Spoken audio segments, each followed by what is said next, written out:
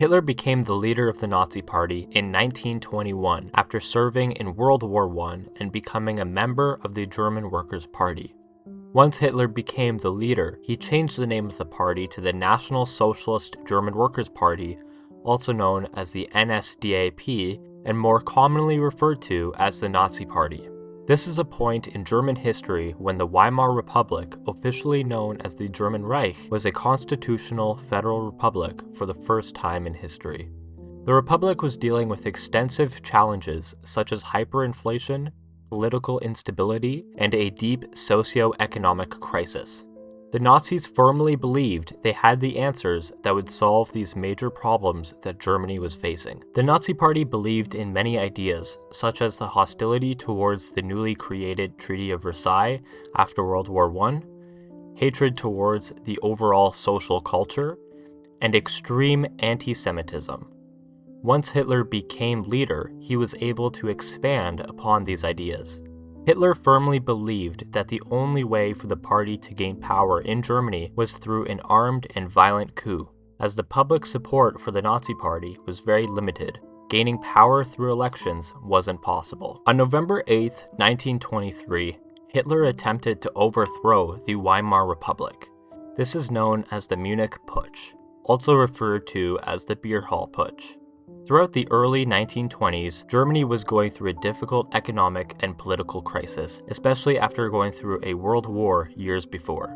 With little support from the public, the Nazis decided the best way to gain power over Germany was a direct armed conflict, overthrowing the government. To achieve this goal, many members of the party believed this was possible with the takeover of Bavaria, which is one of the biggest states in Germany, and this would overthrow the Weimar Republic. They believed this would start a national revolution, and a plan was soon created with the support of General Ludendorff, who is a famous nationalist for his role in Germany's military policy and strategy during World War I, and Gustav Ritter von Kahr, who was the state commissioner of Bavaria. During the warm August of 1923, the plan was set and created. The Nazis gathered weapons and transport was made. All of those who were involved with creating the plan were to march directly to Berlin to seize power. By November 1923, some who were involved with carrying this plan backed out as the German army would defend the government in Berlin. However, even with this acknowledgement, Hitler determined that the plan was still a go-ahead, and on November 8, 1923, they would march into a beer hall in Munich, where one supporter, von Kahr, was giving a speech to a crowd of 3,000 people. As the crowd was listening to the speech, a paramilitary group, known as the Brown Shirts, surrounded the venue. Around 8:30 in the evening, Hitler smashed his beer glass and made a beer line for the stage. This created chaos in the hall. Hitler climbed a nearby chair and fired a pistol into the air and cried, "National revolution is underway." He claimed that the Bavarian government has been removed and a new government has risen, known as the Nazi Party. Hitler wanted to start a national revolution.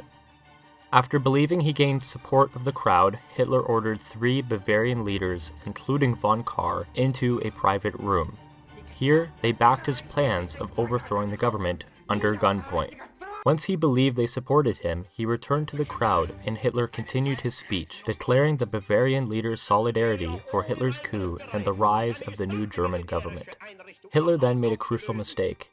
He left to sort out a disagreement between the troops, and once he left, von Kahr withdrew his support and banned the Nazi Party. The following morning, Hitler led a demonstration through the streets of Munich, aiming to control the War Ministry building as a last-ditch effort for the coup. Armed police blocked their route, and major violence broke out on both sides. This led to the death of 14 Nazis and 4 policemen. Hitler fled the scene and was arrested 2 days later on November 11, 1923, and was sentenced to 5 years in prison for treason, where he only served 9 months. During these 9 months, Hitler wrote Mein Kampf, which outlined his political ideas and ideology. Once Hitler was released from prison in February of 1926, he wanted to reorganize the party. They decided to go through a different approach than seizing power through force. This approach was simply gaining power through elections and support. This move to fundamentally change the Nazi Party approach was organized in the Bamberg Conference. This was a move by Hitler to reunify the party, and he was very successful with the socialist and nationalist sides of the party. After the Nazis reformed the party, in 1933 the SS had over 35,000 members. The SS saw themselves as the ultimate defenders of the Aryan race and Nazi ideology. They terrorized and aimed to destroy any person or group that threatened this. The SS became symbols of terror. The Nazi Party used these two forces to terrify their opposition into submission, slowly eliminate them entirely, and scare people into supporting them. They were able to gain more members through their use of propaganda. This is where Joseph Goebbels comes into play. Goebbels joined the Nazi Party in 1924 and started creating more media propaganda through the use of films, radio, newspapers, and posters. Throughout the years, this propaganda managed to gain little electoral support. However, in 1932, Goebbels' propaganda campaign presented Hitler as a new, dynamic, and modern leader for Germany.